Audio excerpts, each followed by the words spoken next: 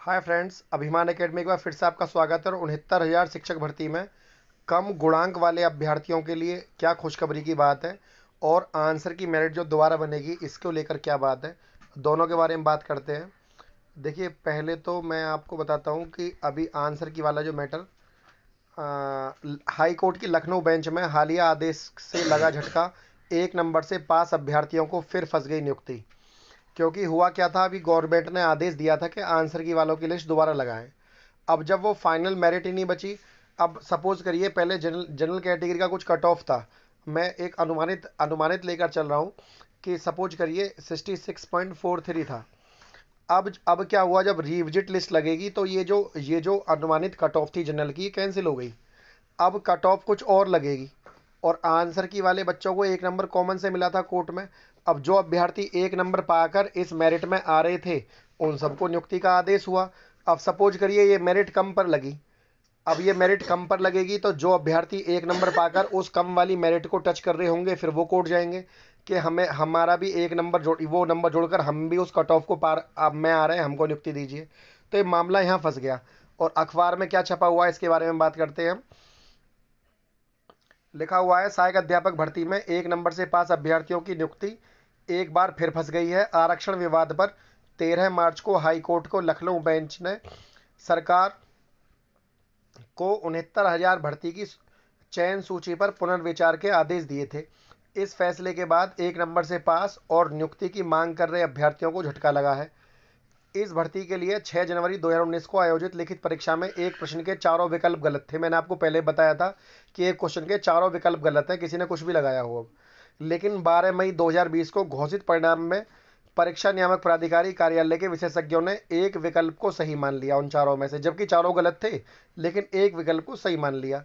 इसके खिलाफ अभ्यर्थी कोर्ट में गए। 2020 में याचिका हुई। 25 अगस्त 2021 को उन अभ्यर्थियों को परिणाम घोषित करते हुए नियुक्ति आदेश दिया गया जिन्होंने इस प्रश्न को हल करने की कोशिश की थी और एक अंक में सफल हो रहे थे। हाई कोर्ट के आदेश के खिलाफ प्रदेश सरकार की ओर से दोबारा स्पेशल अपील को सुप्रीम कोर्ट ने 9 नवंबर 2022 को खारिज कर दिया। इसके बाद परीक्षा नियामक प्राधिकारी कार्यालय ने उन अभ्यर्थियों को 10 से 19 जनवरी तक ऑनलाइन प्रत्यावेदन मांगे थे। मैंने आपको बताया था कि जनवरी में आंसर की वालों के फॉर्म भरे जा रहे हैं।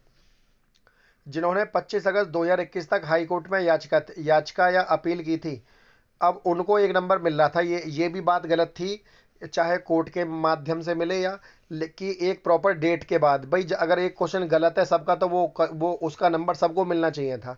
लेकिन चलिए, इसके ऊपर अपील हमारे द्वारा दायर की जा चुकी है। अब आगे आगे सुनिए। निर्धारित अवधि में 3192 अभ्यर्थियों ने ऑनलाइन आवेदन किया। इन अभ्यर्थियों के चयन प्रक्रिया चल रही थी। हाई कोर्ट बेंच के 13 मार्च के आदेश के बाद सब कुछ ठप हो गया दोबारा।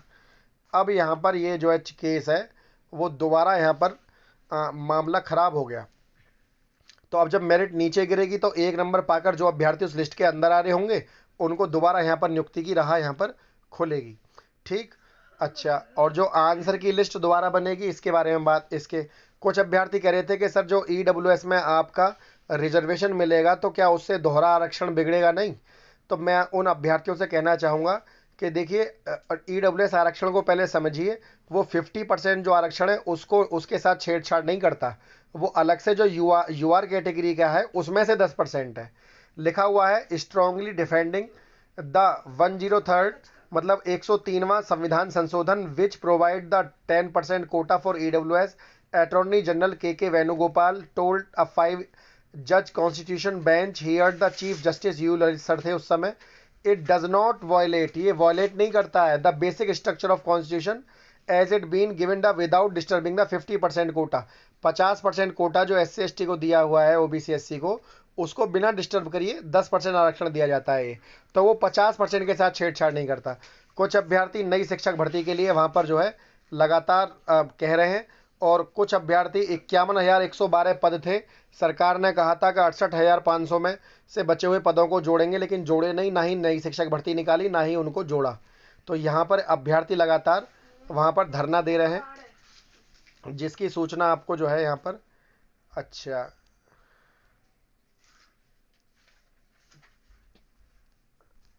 एक एक चीज़ मैं आपको और दिखाना चाह रहा था। अभी देखो ये रहा, यहाँ पर आपको जानकर हैरानी होगी कि हमारे प्रदेश में 26,722 स्कूल ऐसे हैं जहाँ पर शून्य टीचर है। शून्य टीचर का मतलब है उन स्कूलों में टीचर ही नहीं है। 26,722 स्कूलों का डाटा है। 27 मार्च 2023 का शासनादेश है।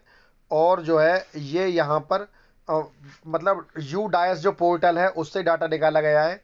आपको जानकर हैरानी होगी 26,722 स्कूलों में वो एक भी शिक्षक नहीं है। तो ये शिक्षक यहाँ पर किस प्रकार चल रहे होंगे, आप इस बारे में सोचिएगा। और ये इन शून्य सूचकों का डाटा है, किस अभ्यर्थी के पास ना हो तो मैं अपना जो हमारा ग्रुप है उसमें डाल दूंगा, आप देख लेना, ठीक है। तो ये बहुत बड़ी बात है कि इन स्कूलों में शून्य शून्य टीचर हैं, है ना।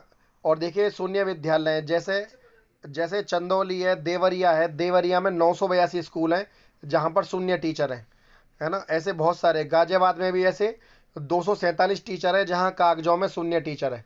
तो आप ये देख सकते हैं कि अलग अलग स्कूलों में, जैसे आगरा में 989 स्कूल है जहाँ पर शून्य टीचर है। तो इस तरह की चीज़ें आपको यहाँ देखने को मिलेंगी।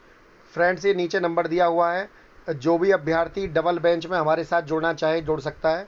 नेक्स्ट वीक डबल बेंच में याचिका पड़ जाएगी और सभी अभ्यर्थी एकजुट होकर जो है डबल बेंच में और एक साथ लड़ेंगे।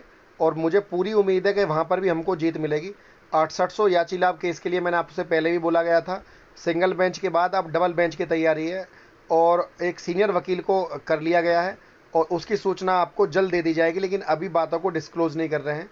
तो कुल मिलाकर जो भी हमारे साथ EWS में जुड़े थे 6800 में, वो अभ्यर्थी तो संपर्क कर ही लें। साथ में कम गुणांक वाले अभ्यर्थी भी जो है इसमें साथ में आके जुड़ जाएं।